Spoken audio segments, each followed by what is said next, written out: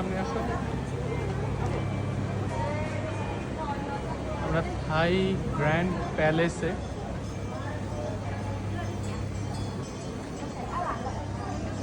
এই যে তার সৌন্দর্য। এবং যদি আমরা ঠিক তার অপোজিট পাশে দেখি,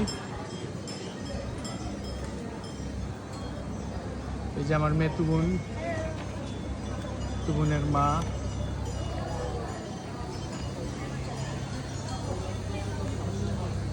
তবে গ্র্যান্ড প্যালেসে ঢুকতে হলে পার পারসন 500 বাত টিকিট কাটতে হয়।